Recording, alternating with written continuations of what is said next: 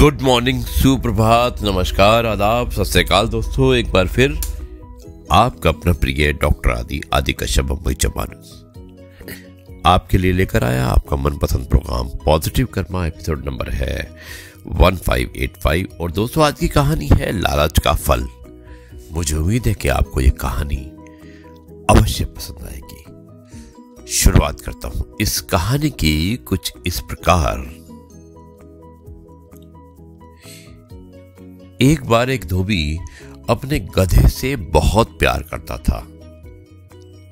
वो हमेशा उसे फूलों की माला से सजाता था और एक दिन जब धोबी कपड़ों का गट्ठर धोकर वापस घर लौट रहा था तो रास्ते में उसे एक बड़ा सा चमकता पत्थर पड़ा हुआ दिखाई दिया। उसने उसे उठा लिया और पत्थर बहुत ही चमकीला और सुंदर था। धोबी ने उसे रस्सी से बांधकर गधे के गले में पहना दिया। अब गधा और ज्यादा सजीला दिखने लगा। तभी एक हीरा जोहरी की नजर गधे के गले से लटकते हुए चमकीले पत्थर पर पड़ गई।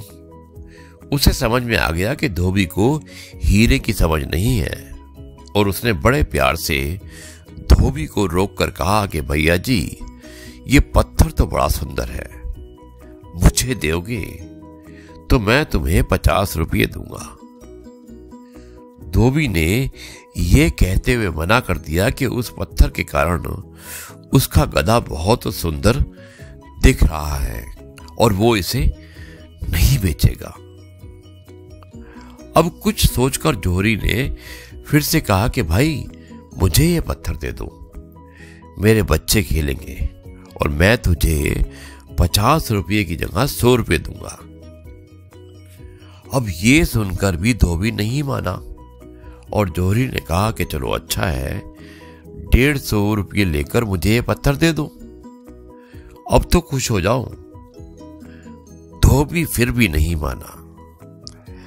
तब जोहरी ने कहा कि चल 200 देता हूं, तू भी क्या याद रखेगा।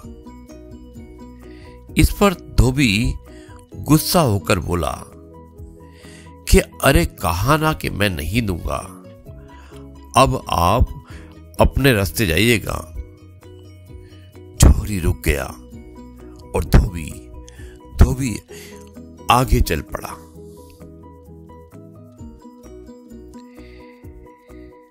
ये बात तो बहुत ही कमाल की हो गई क्योंकि धोबी उसकी बात को नहीं मान रहा था और जोहरी बार बार पैसे बढ़ा रहा था। अब जोहरी सोच में पड़ गया कि हीरा कम से कम 10 लाख रुपए का तो है। अगर वो धोबी को 5,000 दे दे तो वो जरूर हीरा उसे दे देगा और वो फिर से धोबी के पीछे पड़ा जो काफी दूर निकल गया था। अब जैसे तैसे दौड़ते दौड़ते उसने धोबी को फिर से पकड़ लिया और बोला, अच्छा चल भाई, मैं तुझे इस पत्थर का 5,000 रुपये देता हूं, अब तो मान जा। इतना सुनते ही धोबी हंसते हुए बोला, अरे बाबूजी, आपने देर कर दी।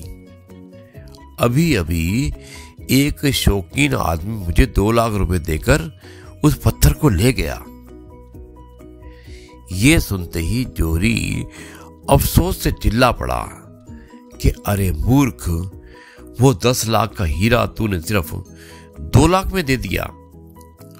तुझसे बड़ा मूर्ख तो कोई भी हो ही नहीं सकता।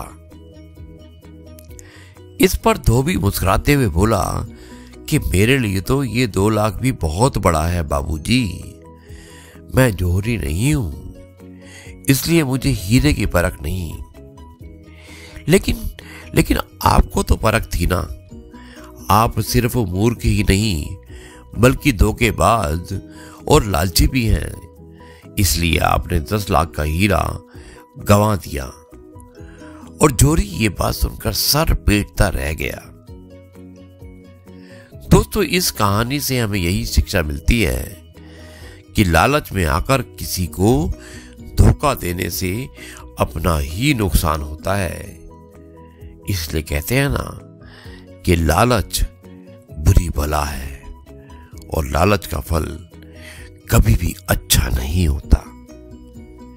दोस्तों, अब मैं इस कहानी को यहीं पर समाप्त करता हूं और कल आपसे एक बार फिर मुलाकात होगी कुछ नई बातों के साथ।